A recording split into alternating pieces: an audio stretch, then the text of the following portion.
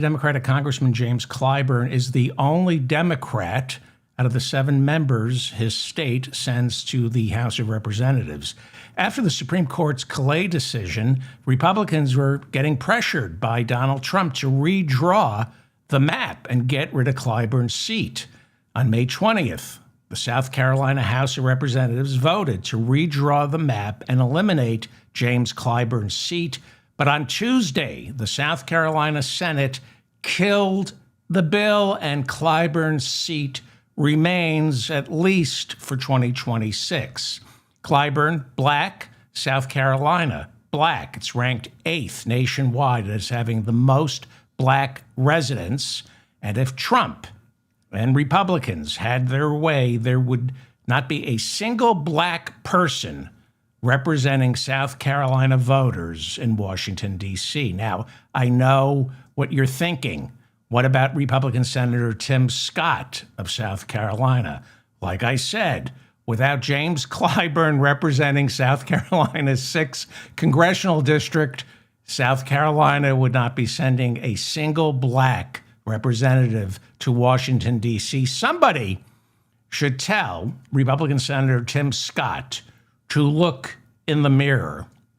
We have a minor setback for Alabama Republicans hoping to eliminate a majority-minority black congressional district or 2 in their state. A panel of federal judges tossed out Alabama's new map that would have eliminated 1, possibly 2 primarily black congressional districts in the state of Alabama. Republicans, of course, are going to appeal that ruling. Nearly 27% of voters in Alabama are black. Alabama currently sends 7 members to the House of Representatives. 5 of them are Republican, 2 Democrat, and the 2 Democrats represent what are called majority-minority districts, meaning their majority is a minority, primarily black. Thanks to April 29th's Calais decision, which ruled majority-minority congressional districts discriminated against white voters, Alabama immediately rewrote their map to eliminate 1, possibly 2 of those majority-minority districts in their states. And now a panel of federal judges said not so fast. They even brought up the Purcell principle, which the Supreme Court dismissed when they fast-tracked Louisiana's maps. The Purcell principle is 20 years old, and it says you can't switch maps in the middle of an election. But Judge Alito said, no, black people, we can disenfranchise black people. Of course we have to violate the Purcell principle. Republicans in Florida redrew their map and eliminated 4, possibly 5 reliably Democratic congressional seats. That, too, is being challenged in the courts. On Tuesday, a judge refused to temporarily block this new map from going into effect. The judge said the map remains the law until it's decided upon permanently by the state Supreme Court of Florida. That decision, of course, will be appealed. Now, plaintiffs will often seek an injunction asking for a law to be blocked temporarily by a judge, and the judge will often grant them relief, but only if the judge thinks the plaintiffs will eventually prevail. Obviously, this judge said or thought or thinks the state Supreme Court of Florida is not going to toss out these new maps. The Telegraph reporting this afternoon that since October, the United States has accepted 6,069 refugees seeking asylum from political persecution. All but 3 are white. South Afrikaners. All of them, except for 3, are South Afrikaners, white South Afrikaners, falsely claiming to be victims of genocide that they say is being committed by black South African lawmakers who are taking their farmland. This is a lie perpetrated and perpetuated by South African Elon Musk. It's not happening. But why let the truth get in the way of racism? Donald Trump went to Walter Reed Hospital on Tuesday for the third time since returning to the Oval Office. That's a lot of visits to Walter Reed, even for a 79-year-old man who turns 80 next month. Usually, you can bring the doctors to the president. So if he's going to Walter Reed Hospital, something's up. That's a recent picture of Trump's left hand, and no, that's not blood. Well, actually, it might be.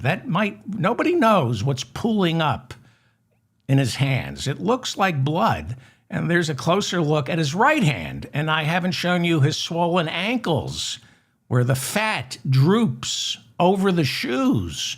He almost trips on his ankle fat, his cankles.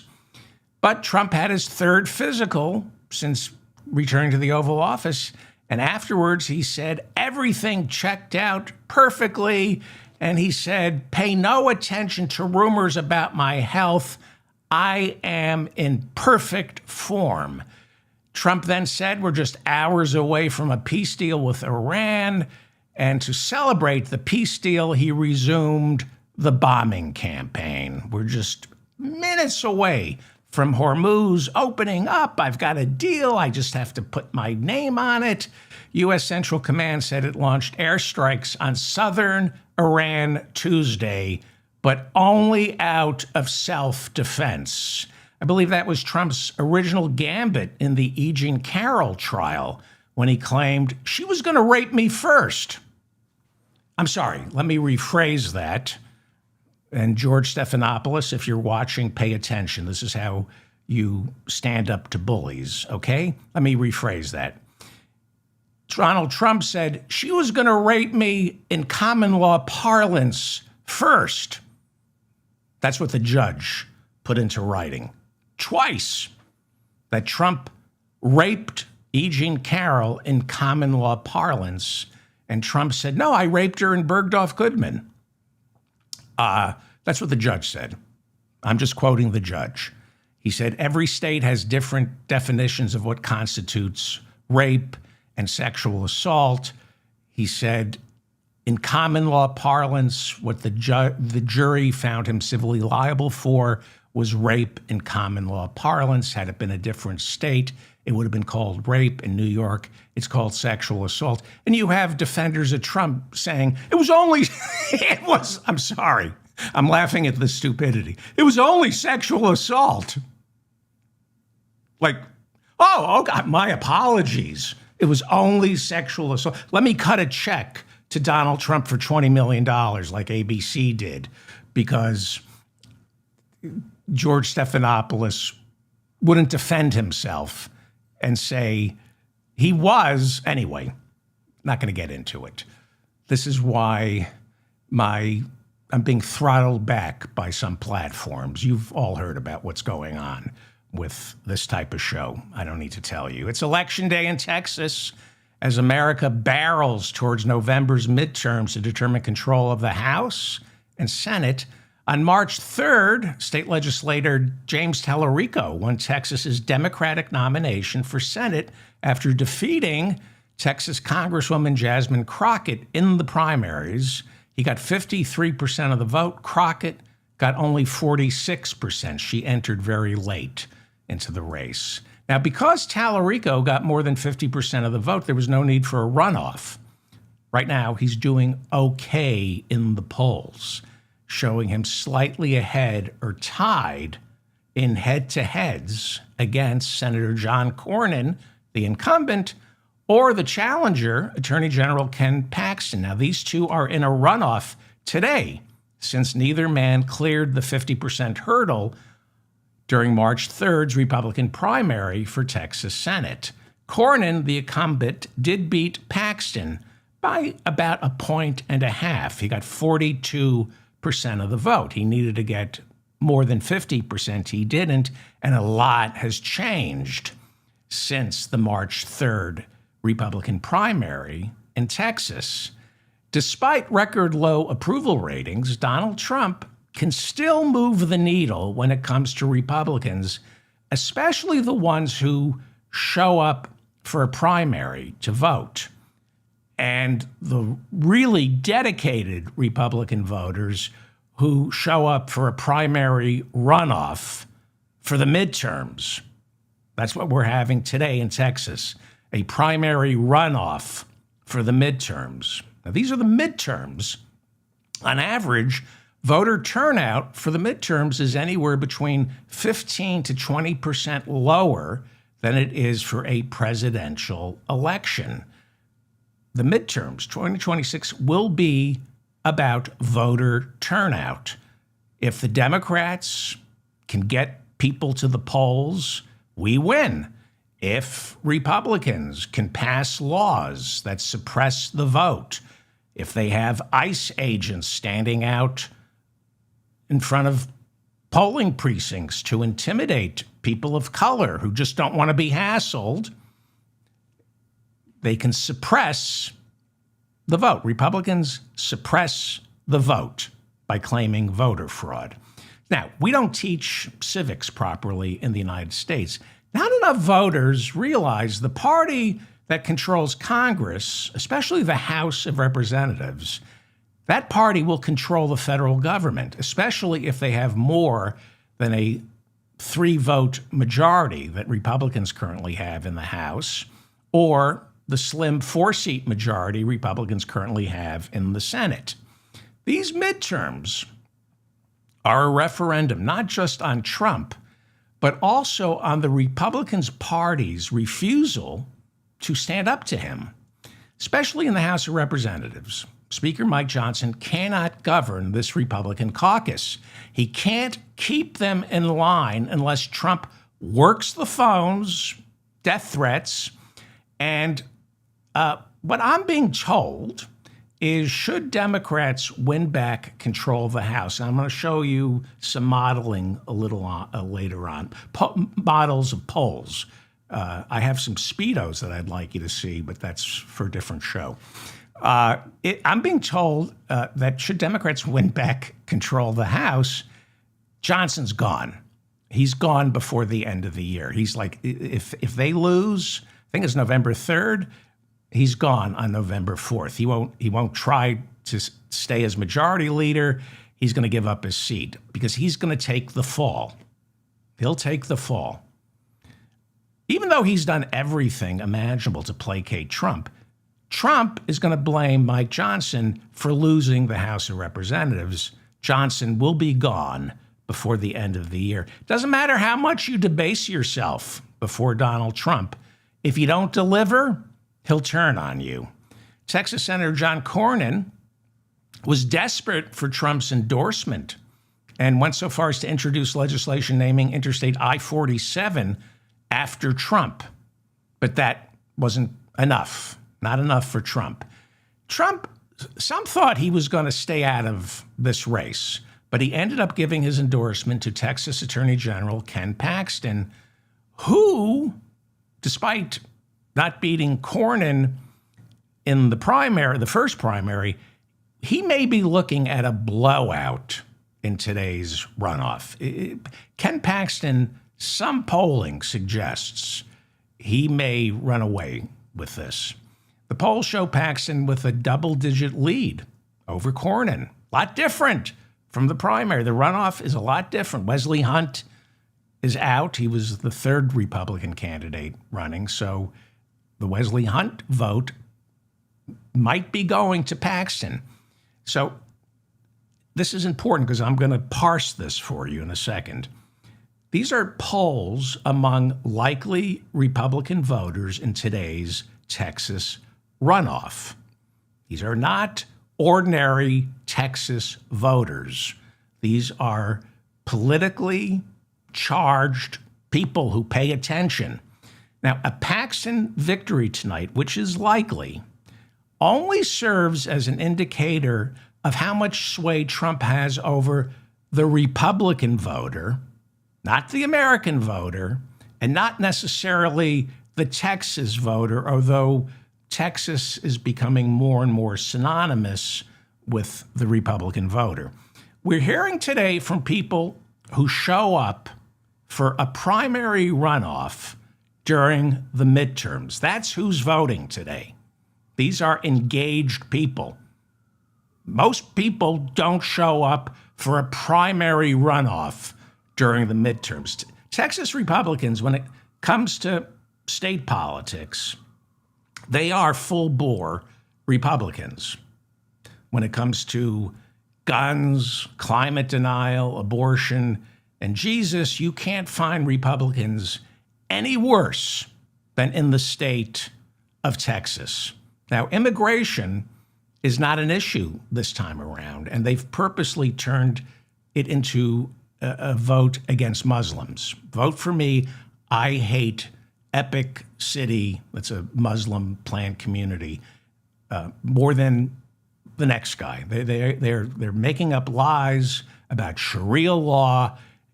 Now, I'm talking about local and state races in Texas. They tend to be hard. They tend to elect hardcore MAGA types for governor, lieutenant governor, state attorney general. It's a little different when it comes to electing senators. Cornyn is considered, by Texas standards, a moderate. And even Ted Cruz, who's the other Texas senator, you hear pushback from Cruz and Cornyn. They give a little pushback to Donald Trump. Not much, but a little. You know, Cruz right now, he has supplicated himself and debased himself before Donald Trump, but he'll push back on spending bills, stuff like that. Cornyn, for example, Republican, he refused to vote to convict Trump in both impeachment trials, but he did vote to certify the election for Joe Biden in the immediate aftermath of January 6th. And that, as far as Trump is concerned, is the height of disloyalty. At the same time, Ken Paxton, the Texas Attorney General, was instrumental in bringing the only case before the Supreme Court challenging Joe Biden's victory in 2020. This was the singular key court challenge in the run-up to January 6th, and Ken Paxton was the driving force behind it. He was able to get 17 other Republican state attorneys general to sign on to his lawsuit. Thanks to Mike Johnson, who was just an anonymous backbencher at the time, 126 House Republicans signed an amicus brief written by Mike Johnson in support of Ken Paxton's lawsuit, asking the Supreme Court to toss out the election results in Pennsylvania, Georgia, Michigan, and Wisconsin. This was in December of 2020. Ken Paxton, very loyal to Donald Trump. He was the only one who got a case before the Supreme Court challenging Joe Biden's victory. Now, like I said, Mike Johnson wrote the amicus brief in support of Ken Paxton's lawsuit, and he got 126 House Republicans to put their name on it. Johnson fancies himself both a constitutional scholar and a man of God. Liz Cheney was the Republican Congresswoman from Wyoming until she was primaried out of office in 2022 when Trump punished her for the role she played on the January 6th committee. In Liz Cheney's book, Oath and Honor, which came out in 2023, and by the way, whatever you think of Liz Cheney and her father, I recommend you read Oath and Honor to understand why January 6th turned out to be a slow-motion coup d'etat that, depending on how the midterms go, if they keep control of the House and Senate, January 6th will have been a slow-motion coup d'etat that succeeded, and Trump will have powers beyond your wildest imagination. He may not even have to run for a third term, if you know what I mean. So in that book, and you should pick it up, she accuses Speaker Mike Johnson of doing a bait and switch when he sold his amicus brief to the 126 House Republicans who signed on to it in support of Texas Attorney General Ken Paxton's lawsuit asking the Supreme Court to toss out the 2020 presidential election results. Cheney is a lawyer, and she writes that Johnson's amicus brief revealed that he's not only not a constitutional scholar, he's barely even a lawyer. He's a backwater hick from Louisiana. She describes his writing as childish and poorly argued with zero intellectual heft.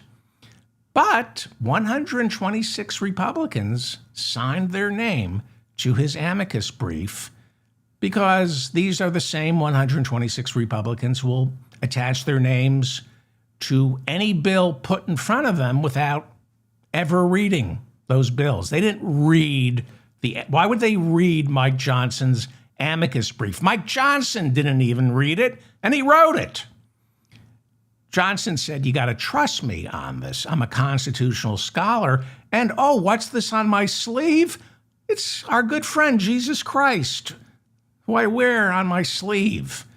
And, you know, by wearing Jesus on his sleeve, Mike Johnson convinces a lot of Republicans who never read the Bible.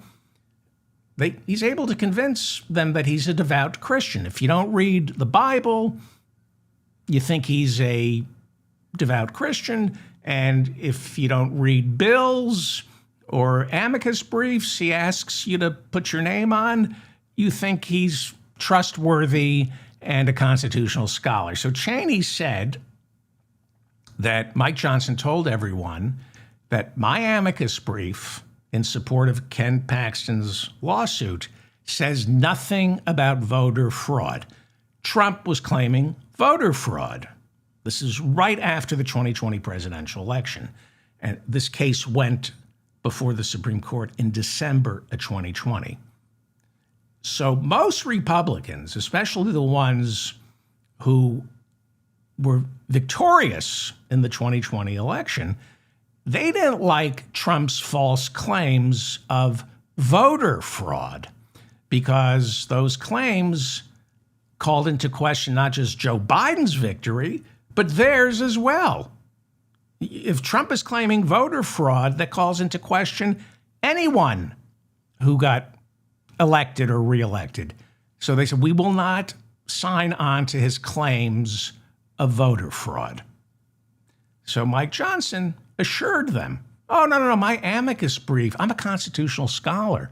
This is all about constitutional, the supremacy clause and the rights of the federal government to enforce federal election laws. This is about, Mike Johnson said this amicus brief is only about whether states can change election laws in the middle of election season. That's what Mike Johnson in December of 2020 told the Republican caucus when he asked them to sign his amicus brief in support of Texas Attorney General Ken Paxton's challenge of the 2020 elections. He said, this amicus brief, this lawsuit we're not claiming voter fraud. We're claiming that the states changed election laws in the middle of an election, and that is unconstitutional. Nothing about voter fraud. Turns out the entire amicus brief was about voter fraud, as was Ken Paxton's lawsuit. And again, Republicans at the time didn't want to claim voter fraud because they were returning to office. They won. So why would they support the idea that there was voter fraud? That would call their victories into question. Johnson assured, don't worry, my amicus brief is only about the impropriety of governors and state legislatures in swing states changing voting laws in the middle of an election. Remember the Purcell principle? I was just talking about the Purcell principle. Now, you might remember in 2020, because of COVID, a lot of states, especially 4 battleground states that Trump lost, those states changed their voting laws in 2020 in the middle of an election to make it easier for voters to cast their ballots by mail so they wouldn't die from COVID. And Johnson said, again, in his amicus brief, he said, or he claimed to have said, it's unconstitutional to change voting laws in the middle of an election. And you look at what's going on right now, you see how rich that is. Mike Johnson saying, it's unconstitutional to change voting laws in the middle of an election. Yes, the Purcell principle said 20 years ago, the Supreme Court said, can't change voting laws or maps in the middle of an election. So Mike Johnson claimed he was adhering basically to the Purcell principle, and it was nothing about voter fraud. So Mike Johnson, a constitutional scholar, my amicus brief was all about forbidding states from changing their election laws in the middle of an election. I know I'm throwing a lot at you. COVID turned into a pandemic in March of 2020. In order to allow Americans to vote without dying from COVID, this was before the vaccine, states across the country made it easier to cast a mail-in ballot. And Mike Johnson was saying, no, you can't change election laws in the middle of an election. Until Sam Alito wrote a majority opinion on April 29th of this year, tossing out a mostly black congressional district in Louisiana. After that, Mike Johnson said, oh, I'm okay with changing congressional maps in the middle of an election. He's for changing Louisiana maps in the middle of an election.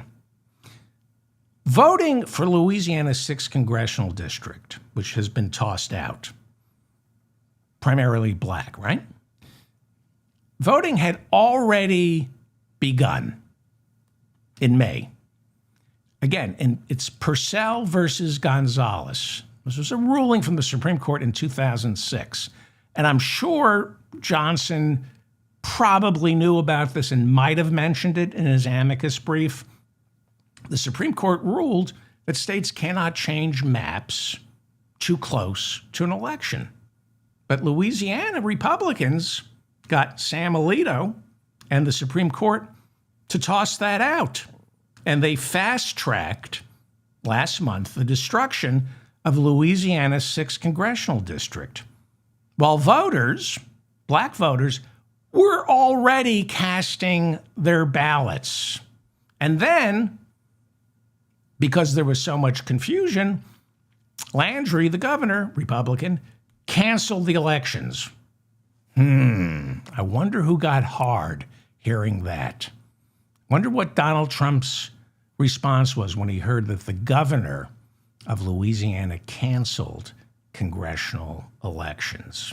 They're going to do jungle primaries in November. Total confusion, total violation of the Purcell principle, which was brought up by the panel of federal judges who tossed out Alabama's map today. They cited the Purcell principle. They said you can't change a map in the middle of the primaries. Well, Alito said you could. Louisiana says you can. So that's how sacred Mike Johnson holds the Constitution. When there's COVID, states, he says, can't make it easier for people to vote without dying. But when your 3-vote majority in the House is on the line, and the Supreme Court just ruled in favor of eliminating a mostly black congressional district right in your backyard, why wait until 2028? Get rid of it now, in the middle of an election, while people were casting ballots last month. Thousands of voters had already mailed in their ballots, and the governor said, nope, we're canceling the election. So Ken Paxton's case before the Supreme Court eventually went down to defeat. In fact, immediately went down to defeat. He filed it on December 8th, 2020. By December 11th, the Supreme Court said, no, we don't want to hear this. They claimed Paxton, as Texas Attorney General, lacked standing and had no authority to challenge election results in Pennsylvania. It was primarily focusing on Pennsylvania. Well, Paxton proved himself a loyal Trump supporter, and that's why Trump endorsed him. This is why Trump endorsed him. And this is why he's probably going to win today's runoff in a blowout. Paxton, in many ways, is like Trump, because no matter how many times you knock this POS down, he gets back up. Paxton became a Texas Attorney General in January of 2015. He was immediately indicted for securities fraud. So obviously Trump sees him as a kindred spirit.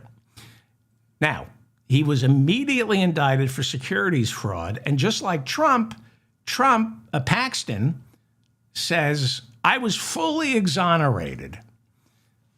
He wasn't. He was guilty. He pled out. He made a deal. In fact, he made it 2 years ago to pay close to $300,000 in restitutions to the people he defrauded. The Attorney General of Texas agreed to pay close to $300,000 in restitutions to the people he defrauded. He agreed to perform 100 hours of community service. If you really want to perform 100 hours of community service, Ken Paxton, you just stay home and not try to do anything for the community. And he was forced to enroll in a course on ethics. Does that sound like he was exonerated? He got off easy, but he wasn't exonerated. In 2023, Ken Paxton, who's, by the time many of you hear this, I'm pretty sure he's going to be the Republican nominee. I hope I'm wrong, but he's most likely going to be the Republican nominee for Senate in Texas. And I'll tell you why that may or may not be good for Talarico. So in 2023, he was impeached by the Texas State House of Representatives, ended up dodging conviction, 20 articles of impeachment, 20 articles of impeachment, but he was found innocent by the Senate narrowly by a vote of 16-14. One of those votes not to convict came from his wife, Ken Paxton's wife. She's a Republican state senator who last year filed for divorce on what she described as biblical grounds. I remember hearing that and thinking, why can't she say it? Why does she have to say biblical? Why can't he say, my husband was cheating on me? That's one of the reasons he got impeached. Paxton was accused of making sweetheart deals in order to benefit his sweetheart, and his sweetheart was not the woman he was married to. As Texas State Attorney General, Paxton spent most of last year, by the way, enforcing Senate Bill 10, which is the law. It mandates all Texas classrooms must display the 10 Commandments. Ken Paxton said, when he was asked, why are you enforcing the 10 Commandments law? He said, quote, I will always fight for students' fundamental right to pray in our schools and work to ensure that Texas kids are able to learn from the 10 Commandments daily. The 10 Commandments. A champion, Ken Paxton, running for Senate as a champion of the 10 Commandments. That's his ex-wife, Angela Paxton. She's the state senator from Texas. She's standing by her man there, just like Tammy Wynette. Tammy Wynette, Stand By Your Man, famous song. She's standing by her man. And by that, I mean Tammy Wynette divorced 4 of her 5 husbands. Tammy Wynette did not stand by her man. Hillary Clinton stood by her man. Remember in 1992, she told 60 Minutes, I'm not Tammy Wynette here, standing by her man. Well, turns out Hillary Clinton stood by her man. Tammy Wynette divorced 4 out of 5. Well, the fifth one, I think she died before he did, but they were still married. Anyway, last year, Angela Paxton, Senator Angela Paxton, filed for divorce saying her husband had committed adultery. She said biblical grounds, but when you go before a judge, you have to say, my husband cheated on me. Those were the words she used in the divorce proceedings. For the people of Texas, she said biblical grounds. Right, but Sharia law is unacceptable. So we all know the seventh commandment, or at least we're supposed to. I don't remember. I had to look it up. I forgot what the seventh commandment. You know why? Because I'm a coastal elitist, raised by coastal elitist parents who didn't want the 10 Commandments displayed in my classrooms while I was growing up. So I have no idea what the seventh commandment is, but there it is. There's your seventh commandment. It's keep it in your pants, Kenny boy. That's the seventh commandment. Yeah. Paxton is such a great politician, a great MAGA politician. Since the divorce, Texas classrooms must now only put on display the 9 commandments. Adultery? I never heard of it. That's not in the 9 commandments. That's how you perpetuate the big lie. You just say the 9 commandments instead of 10. Okay, heading into today's runoff, Paxton's ex-wife, State Senator Angela, refused to endorse him. She did tell Republicans to vote for State Senator Mays Middleton for Attorney General, running against Chip Roy. She endorsed James Jim Wright for Railroad Commissioner and Thomas Smith for Texas Court of Criminal Appeals. But for some reason, she couldn't bring herself to endorse Ken Paxton, her husband who cheated on her.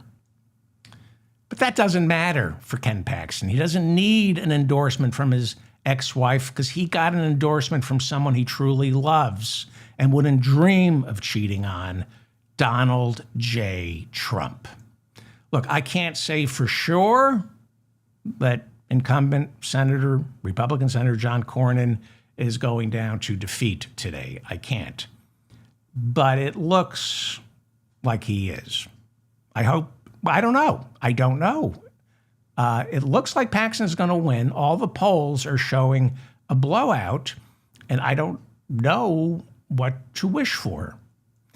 If you asked James Talarico, the Democratic nominee, who he wants to win this evening, I have to guess Talarico and the Democrats want to run against Paxton. Well, be careful.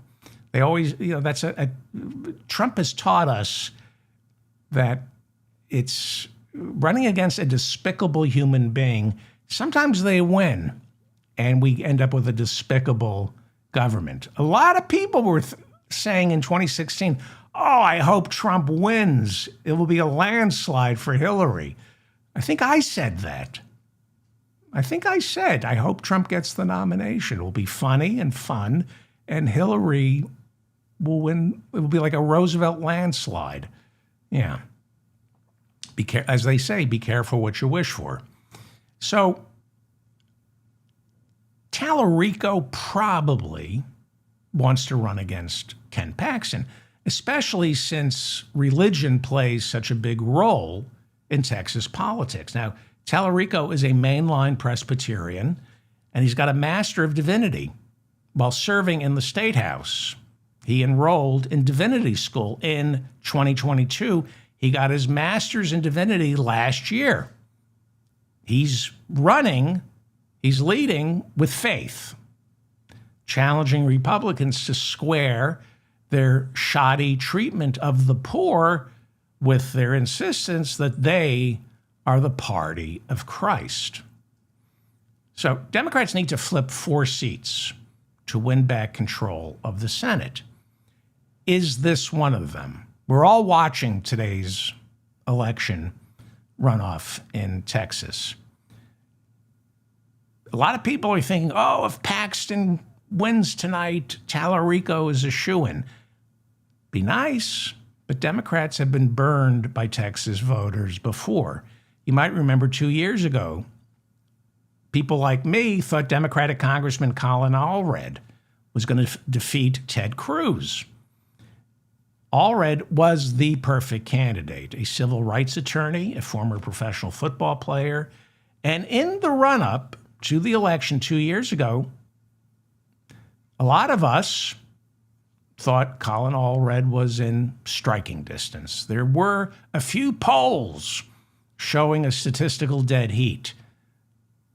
But if you look at the grand sweep of polls, if you looked at 2024 in its totality, Cruz was the clear favorite, and he ended up defeating Colin Allred by 8.5 percentage points, which is a lot, but not a lot for a Republican by Texas standards. But 8.5% was a bigger margin than some of us were expecting. So, James Talarico, we love him. But in 2018, some of us thought Democratic Congressman Beto O'Rourke had a shot against Ted Cruz. There were a few polls showing either a dead heat or Beto O'Rourke leading by 2 points. But overall, if you looked at all of 2018 in its totality, Cruz was leading in the polls on average by about 6 percentage points. But this ended up being the closest Texas Senate race since 1978. Cruz only won by a little more than 200,000 votes, which for a Republican in Texas these days is unheard of. It suggests maybe that Ted Cruz could be vulnerable, but it didn't play out with Colin Allred. Beto O'Rourke ran for president in 2020. And, all right, I'm not going to say anything bad about him. Okay. A little too performative for me and too cute by half, as they say. In 2022, not Medicare for all. No, I like him on guns. I did like him when he ran against Greg Abbott for governor of Texas in 2022.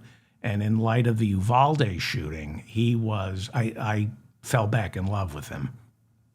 Now, Beto O'Rourke ran against Greg. Now, remember, he almost beat Ted Cruz in 2018. So it looked like he had a chance against the incumbent Greg Abbott running for governor of Texas. Now, this, too, was one of the closest Texas races in modern history, but Texas Governor Greg Abbott did a lot better than Ted Cruz against Beto O'Rourke. Beto O'Rourke lost to Greg Abbott by 11 percentage points. Now, that's a landslide, but by modern Texas political standards, when it comes to Republicans versus Democrats, that's considered a close election. So this is what we're looking at down in Texas with James Talarico. Some of us are hopeful, but we've been burned, right? A lot of people right now believe James Talarico can do it, especially if he goes up against someone as detestable as Ken Paxton, who is, one of the most detestable. You can't find a more detestable Republican. Well, you can. They're all detestable. But that's how the incumbent, Senator John Cornyn, has been running in this playoff. He says, you can vote for Ken Paxton instead of me, but he's going to lose. Paxton's going to lose in the general election because he's easy pickings for the Democrats come November. That's how Cornyn is trying to win this race. He's saying, Paxton, you can beat Paxton. Well, because nobody likes him. Nobody likes Ken Paxton. Then again, nobody likes Ted Cruz.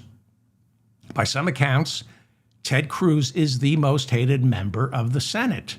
Former Speaker of the House, Republican John Boehner, called Ted Cruz, Lucifer in the flesh. He called him a miserable son of a bitch. That's a Republican saying that about Ted Cruz. Lindsey Graham said, if you killed Ted Cruz on the floor of the Senate and the trial was in the Senate, nobody would convict you, unquote. Al Franken, before he was thrown out, said, I like Ted Cruz more than most of my other colleagues like Ted Cruz. And I hate Ted Cruz. That's pretty funny. Al Franken. I like Ted Cruz more than most of my other colleagues like Ted Cruz. And I hate Ted Cruz. Cruz ended up defeating Colin Allred in 2024 by 8.5 percentage points. That's a lot for someone so universally despised. Donald Trump is universally despised, lowest approval ratings ever for his presidency.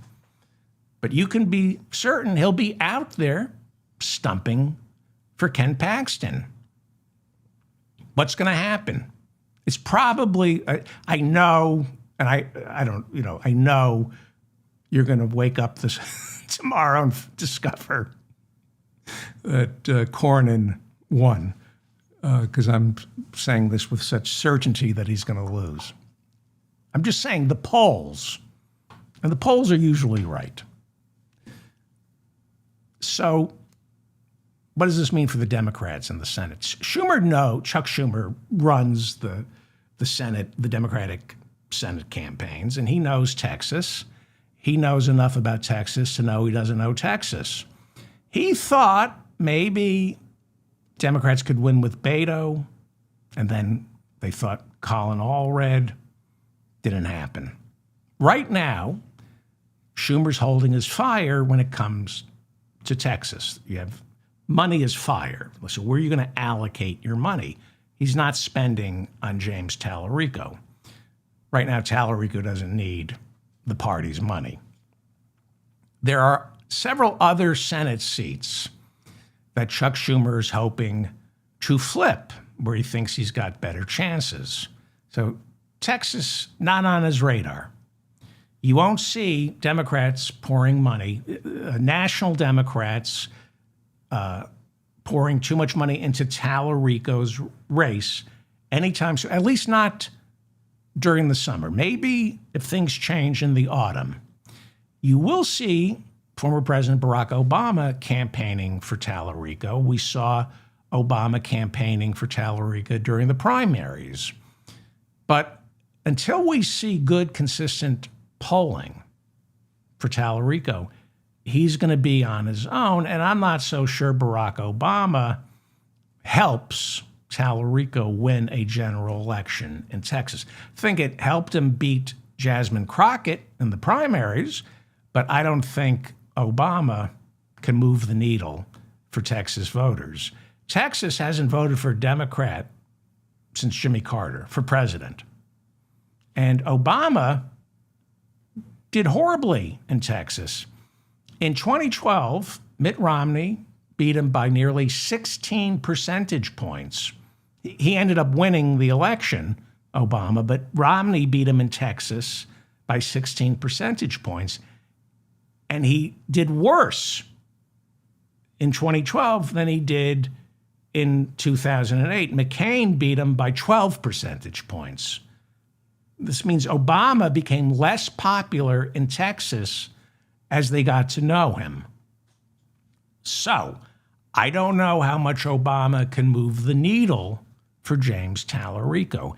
And it would be disingenuous of me not to mention that Colin Allred and Barack Obama are both black. Religion and race play major roles in Texas politics. Beto O'Rourke, white, came within 200,000 votes of beating Ted Cruz in 2018. Colin Allred, black, 2 years ago, lost to Ted Cruz by what, 9 percentage points? And you see Obama losing to Romney in Texas by 16 percentage points. So what's that about?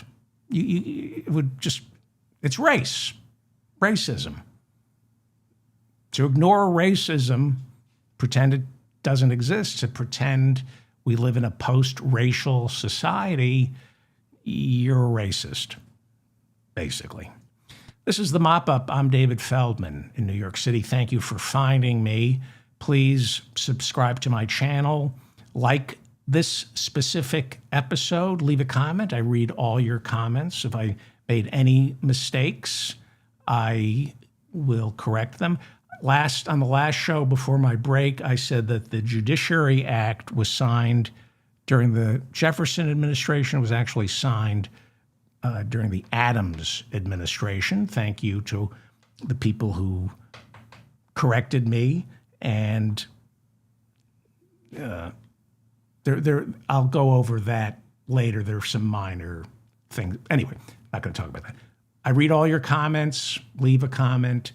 My back is feeling better. I had tremendous back pain, and I took some time off, stopped doing the show, and I got to realize how mentally ill I am and how I have, like, this is the only thing normal or healthy in my life. That gives you an idea how unhealthy I am, that this is the only reason to get out of bed.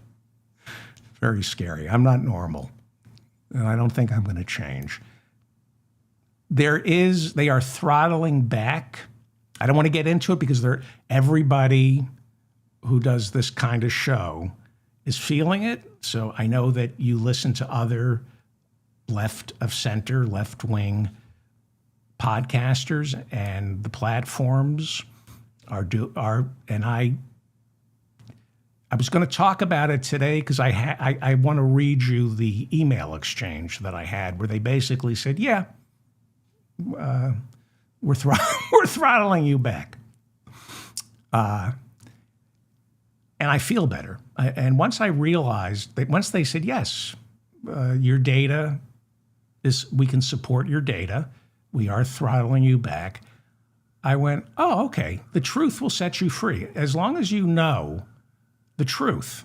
Like, if you know, oh, they hate Muslims. I'm Muslim. They hate Muslims. They hate gay. They're not hiring gay people. I'm gay. Okay, at least I know it's not my breath or I'm stupid. They hate Muslims. They hate gays. The truth will set you free. You have to. So I'm being throttled back. I'm not okay with it, and I was kind of hoping it was the quality of this show, because it has gotten worse. No, but the truth will set you free. Do all the things. Oh, hit the notification bell, please, and watch other left-wing podcasters to explain how the notification bell works. You're supposed to, all notifications, join my mailing list. Go to davidfeldmanshow.com, and I'll put you on my mailing list, and you can get my newsletter, and I won't abuse your box. Unlike most people, I don't abuse your box. I mean, a lot of people I truly respect abuse my box. I don't need 10 emails in my box every morning from one hysterical leftist. Did I cover everything? Yes, the midterms. I'm talking about the midterms. We're watching the Republican runoff today in Texas to see who ends up getting the nomination, Republican nomination for Senate.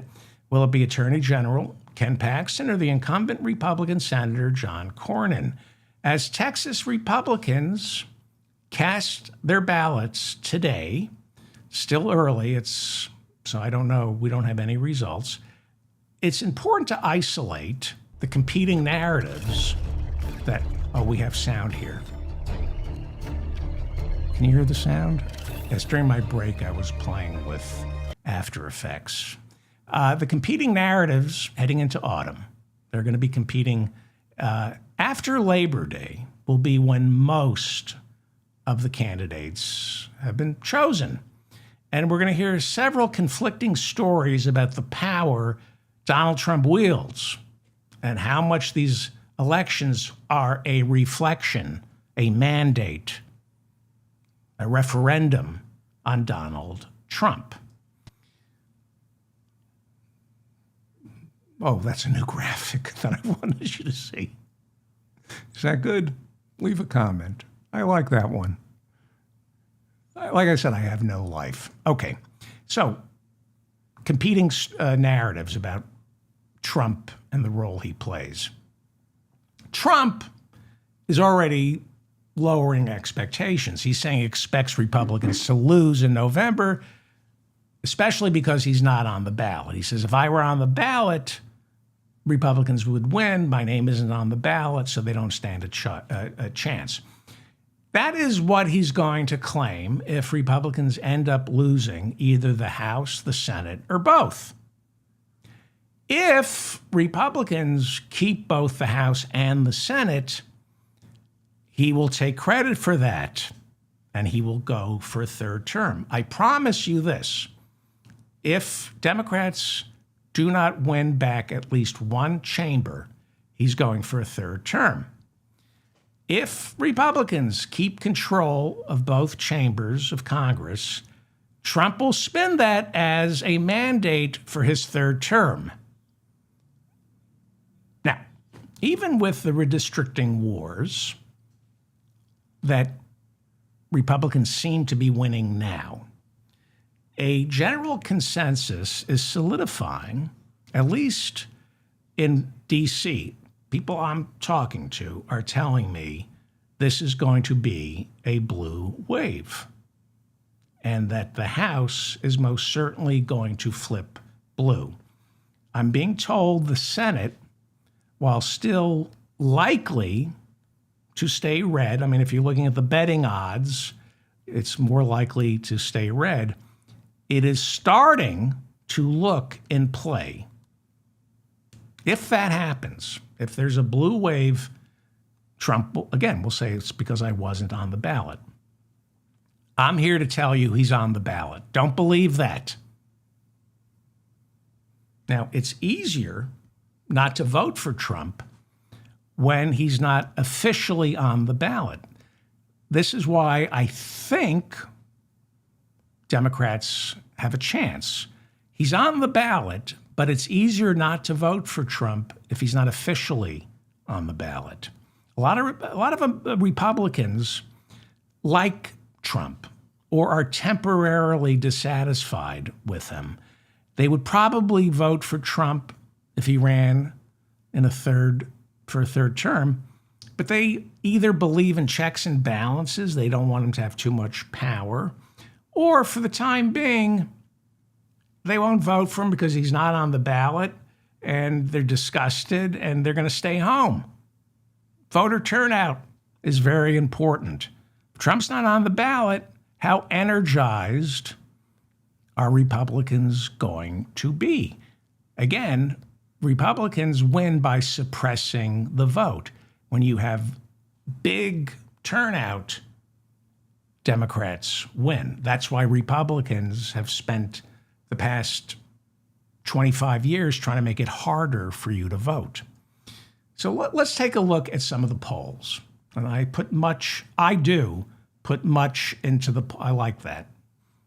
That's a good one. I put much into polls because I think they are accurate snapshots of where the American people are at any given point. Polls are accurate. They're not just, but they're accurate. in the time, in the moment. They're not good at predicting the future. A lot of my listeners are degenerate gamblers. So they're betting on elections. Well, if you're looking at polls to predict the future, you're looking at the wrong place. Because polls change as candidates change, and candidates change because they tack to the polls. They carve out positions based on polls. The reason there's still a government shutdown when it comes to the Department of Homeland Security, it's because it polls so well. ICE is polling so poorly.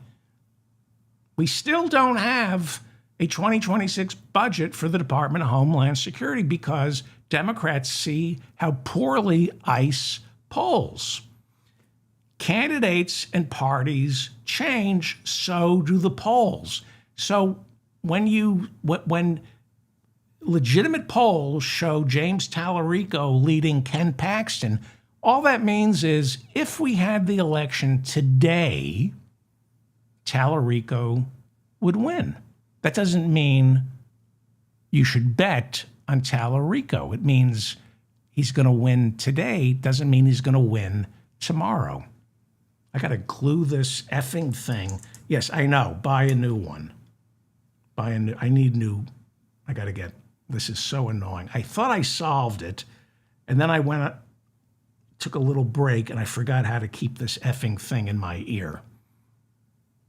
Okay. Is anybody still here? If so, why? All right. Let's look at some polls here. I want to show you something. Let me show you polling. Can you see this? I don't know if you can. I better go small here. It's a big lot. This is polling on the 2022 midterms. So that was the last time we had midterms. Midterms are every 4 years in the middle of a presidential term, right? So the last midterms were 2022. Biden was president. And Democrats controlled the Senate and the House. They ended up keeping the Senate, but they lost the House. And you're looking, I just want to show you the generic congressional ballot, which is essentially predicting the popular vote for the House of Representatives. So there is no national popular vote for the House of Representatives. Hard to measure voter sentiment when it comes to the House of Representatives. Hard to measure it writ large. But they try to do it with polling on what is called a generic congressional ballot. Random Americans are asked, are you going to vote for a Democrat or a Republican for House of Representatives? These are not district by district. House is won district by district. That's why they gerrymander. So, but in terms of the popular vote, they're very accurate in telling, polls are very accurate in telling where the popular vote is going to go. And you can see, if you get really close to your screen, these are the real clear averages from 2022, and they show Republicans winning the popular vote for the House of Representatives by 2.5 percentage points. This is a roundup of the final polls right before the 2022 midterms, and the averages showed Republicans winning the popular vote for Congress by 2.5 percentage points, and they came within 0.3 of a point, which is pretty effing good. Republicans won the popular vote for the House of Representatives by 2.8 percentage points. Again, each race is won district by district. There's no popular vote for Congress. These generic congressional ballots are used as a way to measure the overall mood of the country. And the pollsters got the 2022 midterms right in terms of popular vote. Because it was the midterms and Biden was president and his party controlled both houses, and because Biden had passed the most meaningful progressive pieces of legislation since Lyndon Baines Johnson, most of us were expecting a red wave. It never materialized. Biden was, when the rubber meets the road in 2022, Biden and his agenda did remarkably well. Republicans barely took the House. They flipped 9 seats, which is nothing when the president and his party control both the Senate and the House. Joe Biden in 2022 had one of the best midterms in modern history. The previous midterms were 2018. Who was president then? Donald Trump. He kept the Senate in 2018, but he lost the House 40 seats in 2018, went from red to blue, a total repudiation of Donald Trump. We had 2 years of Donald Trump, and Nancy Pelosi became Speaker again. He did keep the Senate in 2018. Got to remember, this is all about voter turnout. And people don't vote in the midterms the way they do in a presidential election. Presidential elections get 15 to 20% more voters than the midterms. But in 2018, those midterms, 50% of eligible voters turned out to vote against Trump, to repudiate him. That was a huge number. To see 50% voter turnout for the midterms in 2018. 4 years earlier, the previous midterms, 36% of eligible voters turned out. Obama was president. Voter turnout was nothing. And then Biden became president, and it went from 36% to 50%. And then Biden became president, and in 2022, 46% of eligible voters showed up for the midterms. So it went down after Trump was no longer president, meaning when Trump is president, we will see massive turnout. And we should see massive turnout for November's midterms. That's why a lot of people I'm talking to right now in Washington, D.C. are overly confident. Not me, but because I think Trump is ahistorical. I don't think you can go by any previous leading indicators. Believe it or not, most voters, most Americans aren't as sick as you and I are. I mean, this stuff, people have lives and aren't following this stuff the way my listeners are. Most voters don't pay attention to this stuff. They will before November. They say after Labor Day. Unless it's Jeffrey Epstein, they're not going to pay attention. Most voters, because most Americans have Trump fatigue. And they have the healthy response, which is, I find him boring. But come autumn, if one of their many responsibilities includes voting a Republican out of office, they're going to do it. They're not going to do it with the same gusto you and I are, but they're going to go, okay, take the kids to rehab or soccer practice or both, and pick up a quart of carrot juice and vote my Republican congressman out of office and get the car washed. That's how normal people prioritize. Okay, these are the most recent Real Clear polling averages. This is why my friends are so,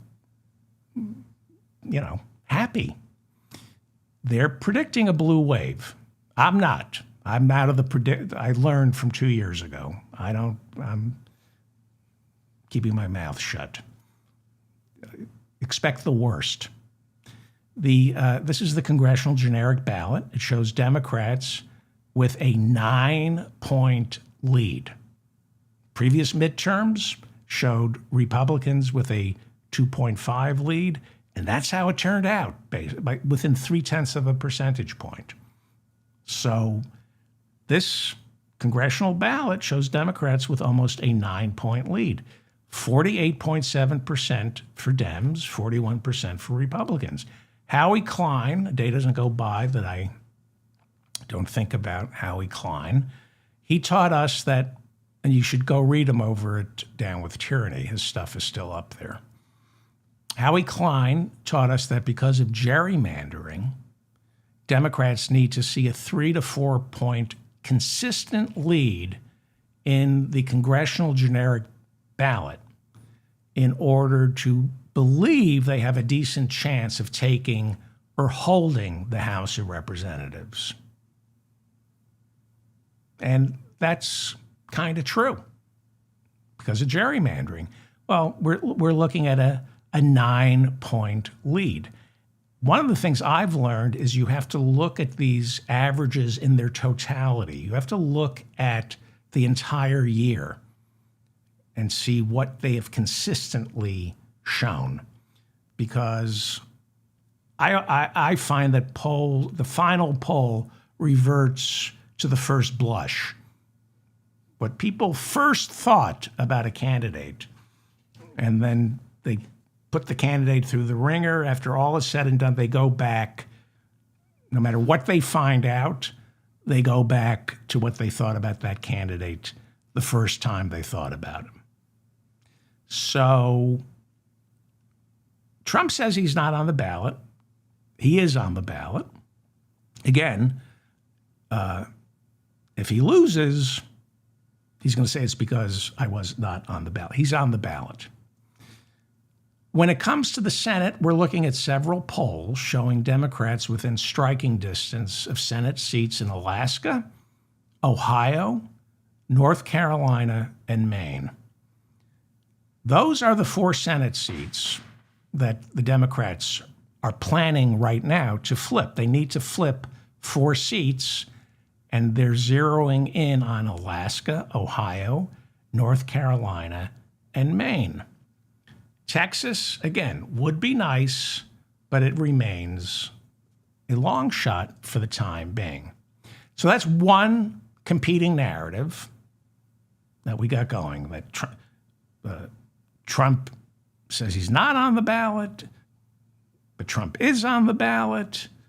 He's not on the ballot if they lose either the Senate or the House, but he's on the ballot if they win both chambers. If they keep control of Congress, that is a mandate for a 3rd term. That will be his 3rd resurrection. Everybody will get on board. They will say, he did it again. He did it again. The other competing narrative is that Trump can move elections. We saw massive repudiations of Trump at the ballot box in special elections since he returned to the Oval Office, and last November. We saw, last November was an off-year election. We saw big losses for Republicans in races for governor and the state house in Virginia and New Jersey. Since November 2024, let me just clarify what the competing narratives are. There's one narrative that without Trump, Republicans can't win, and that's competing with the narrative that Trump is an albatross around the neck of the Republican Party. So, since he returned to the Oval Office, we are seeing repudiations of the Republican Party that are trending. The trend lines show them a much larger repudiation than what we saw in the 2018 midterms when Republicans lost, 46 some odd seats? The trend lines suggest a massive repudiation of Trump for November. Since November of 2024, when Trump won, state legislative flips are where we see voter sentiment against Trump bubbling to the surface, boiling over. Democrats, this is remarkable. I've never seen anything like this. Democrats have flipped 34 seats from red to blue since November of 2024. Not in the House of Representatives. I'm talking about state legislatures. We saw this happen to red seats in Texas, Florida, Arkansas, New Hampshire, Iowa, Pennsylvania, Mississippi, Georgia, on other states.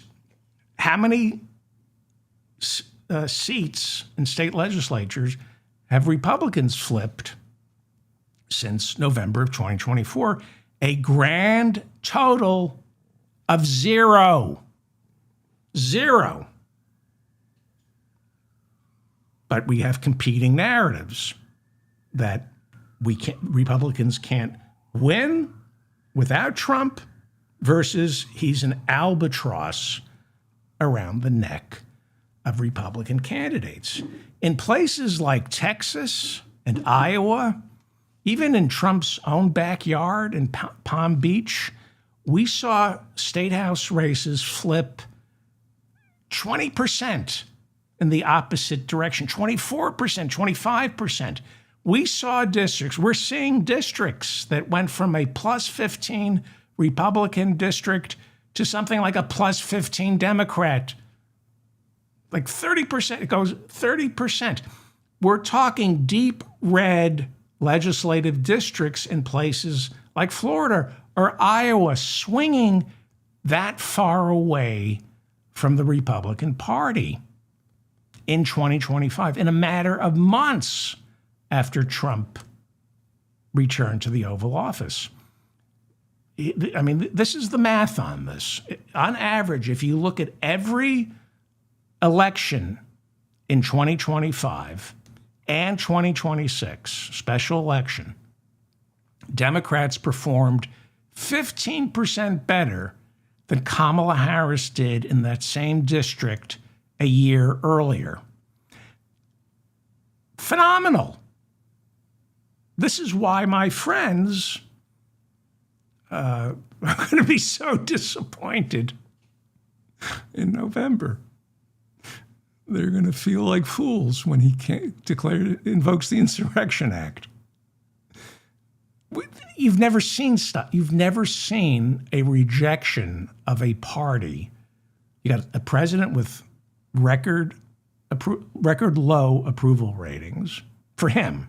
I mean, I don't think he's at Carter's levels yet, but he's never been more unpopular.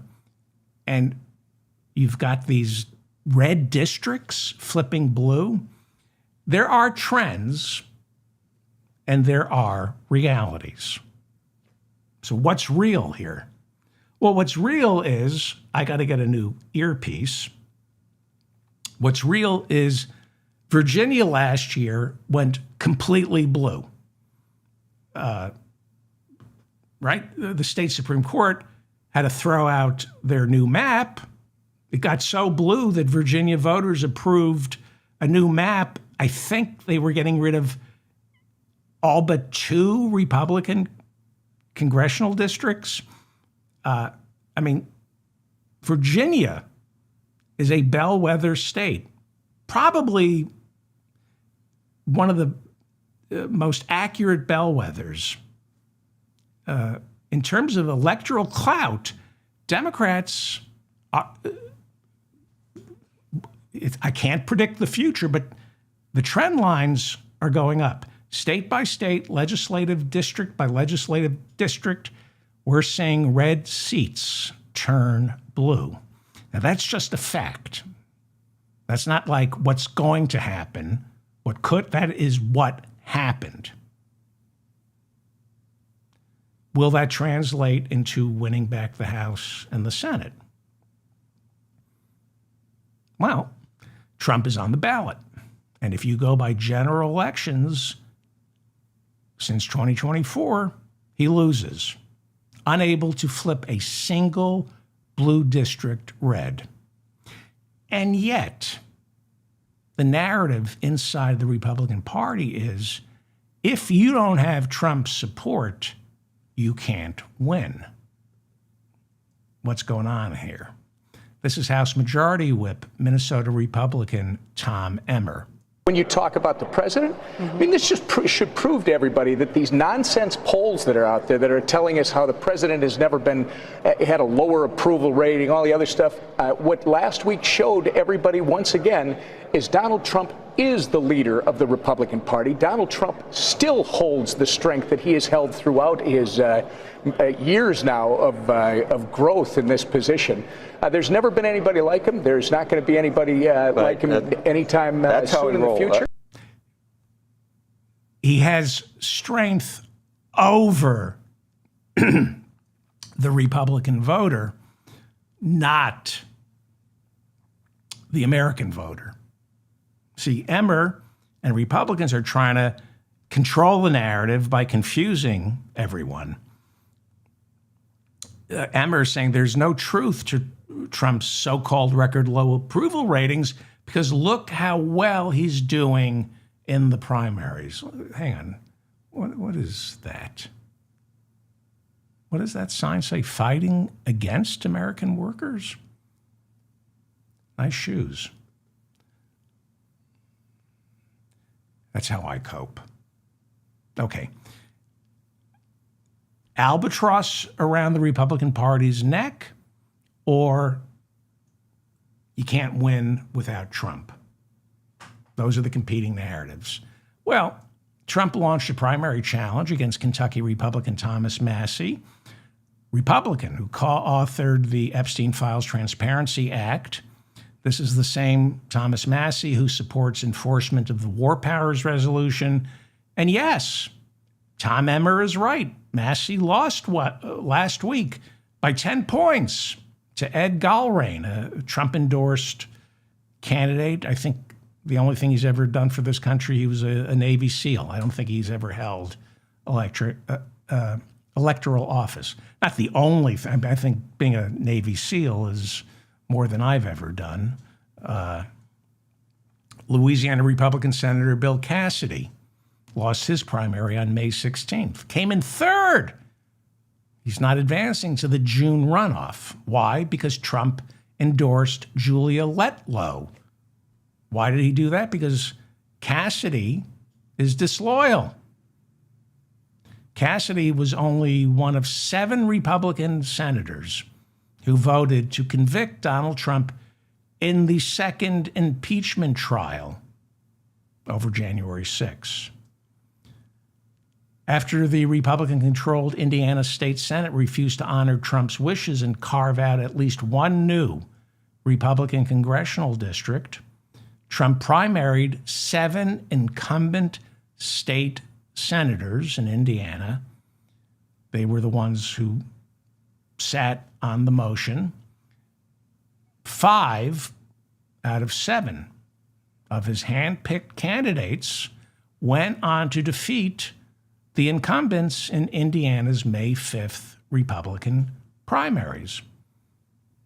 He picked 7 candidates, primary challenged 7 incumbents in the Indiana state legislature because they wouldn't draw at least one new Republican congressional district.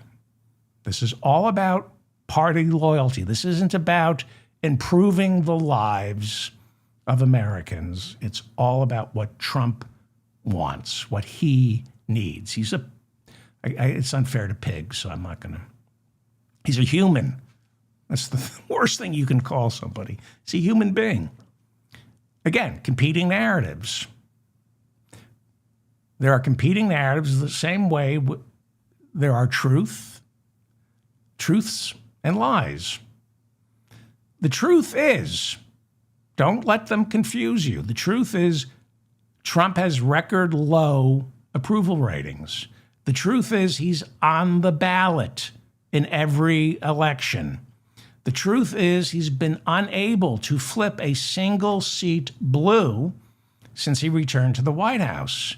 The truth is Democrats flipped 34 state legislative seats from red to blue since Trump returned to the White House. Republicans flipped 0.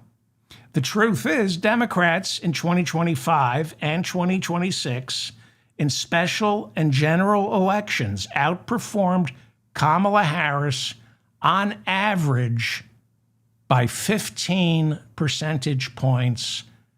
That's massive. Where Trump does well is in cleaning out the party, getting rid of anyone who is disloyal to him. He has succeeded in turning the Republican Party into the Trump Party. It wasn't this way when he won in 2016. 130 Republican members of the House and Senate in 2021, January 21, voted to certify the election for Joe Biden just hours after January 6, 2021. I want you to just let that sink in. This was 5 years ago. Think of the Republican Party right now, and now go back to January 6, early January 7th, 2021, right after the insurrection. 130 Republican members of the House and Senate voted to certify the election for Joe Biden. And now 10 are left. 10 of them are left.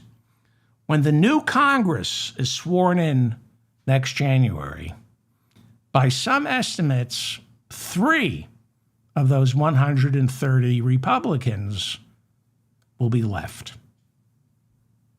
This is a party that could have walked away from Trump on January 7th, 2021. Instead, out of fear and complete lack of moral compass, this party embraced Trump even tighter. Trump succeeded in the past 6 years. He succeeded in surrounding himself only with loyalists. And now he's doing it inside the White House, the Justice Department, and as long as Republicans keep control, Congress. So anyone who says Trump isn't on the ballot isn't paying attention. If you want to run as a Republican, except for rare exceptions, you need Trump's seal of approval.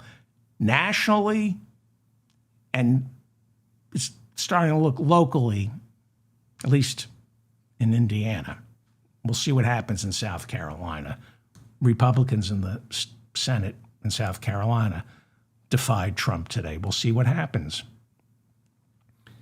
God help the Republican Party if they hold on to Congress. The only reason right now we're hearing any rumblings from congressional Republicans about the White House ballroom or the $1.7 billion anti-weaponization fund, the only reason we're hearing hand-wringing over that from Republicans is these are Republicans who fear for their political future come November, and they're looking at the polls. But if Trump defies historical odds and keeps control of Congress, the slow-motion coup d'etat that began on January 6 will have been a complete and total success. And then after that, only time will get rid of him. There will be no getting rid of Donald Trump. Let me give you an idea of how this happened. The stranglehold he has on his party and their reality, their sense of reality. MSNBC, I guess they're MS now, used to be MSNBC. They have some polling that shows 51% of Republicans think tariffs are paid by the country that's been slapped with them. It's not true. Everybody well, not everybody, 51% of Republicans say they think that if Trump slaps a tariff on, say, Chinese wheat, then it's the Chinese who end up paying that tariff. You have Scott Bessent, our Treasury Secretary, testifying before Congress, refusing to say otherwise. Now, it's simply not true. But when you have judicial appointments refusing to say Joe Biden won the 2020 presidential election, they say he was sworn in, but I can't say he won. That's how you tell the big lie. When you have Scott Bessent, the Treasury Secretary, saying, refusing to say who pays the tariffs, and it's complicated, this is how you get 51% of Republicans to believe a lie. Although I suspect a lot of those Republicans know it's a lie, but they are voting for their alternative truth. A Pew Research poll says 43% of Republicans think solar power is the most expensive source of energy. Well, it's the cheapest. But 43% of Republicans say they think solar power is the most expensive source of energy. Now, I suspect a lot of them know it's the cheapest, but they're pro-oil and they're pro-pissing off liberals. That's part of the game. Where alternative truth, where you vote on the truth. You get the truth you prefer by trying to convince others that it's the truth. You're looking at Dr. Joseph Goebbels. He's on the right. And he and Hitler were practitioners of the big lie. Both Dr. Goebbels, show the man some respect, he was a doctor.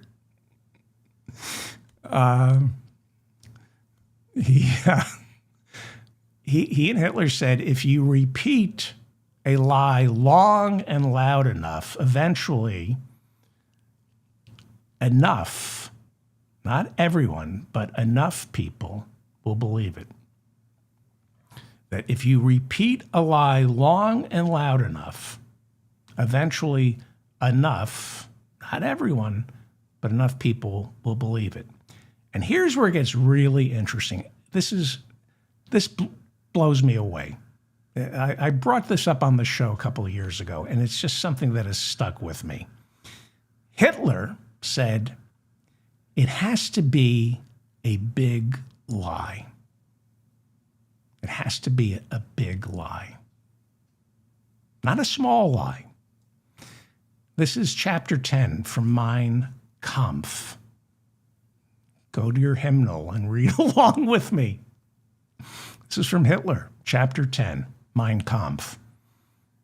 And you know this was on Donald Trump's bedstand. I don't think he ever read Mein Kampf. I think according to Ivana, who's the wife? Ivanka? No, Ivana was the wife. In her divorce, initial divorce proceedings during discovery, she said he kept Hitler's speeches on his bedside. Trump isn't a reader, but someone certainly taught him this, probably his father. This is what Hitler writes, chapter 10. In the big lie, again, this is why the lie, this is Hitler saying you have to tell the people big lies that nobody believes. So that's how you become an authoritarian leader. It's the big lies that give you power. In the big lie, there is always a certain force of credibility because the broad masses of a nation are always more easily corrupted in the deeper strata of their emotional nature than consciously or voluntarily. He writes, and thus, in the primitive simplicity of their minds, they more readily fall victims to the big lie than to the small lie, since they themselves often tell small lies in little matters, but would be ashamed to resort to large-scale falsehoods. It would never come into their heads to fabricate colossal untruths, and they would not believe that others could have the impudence to distort the truth so infamously. Amazing. It's true. The big lie. Big lie. It's got to be a big lie. The 2020 election was stolen. Iran is 2 weeks away from a nuclear bomb. And of course, this lie. I'm the smartest guy you're ever going to meet.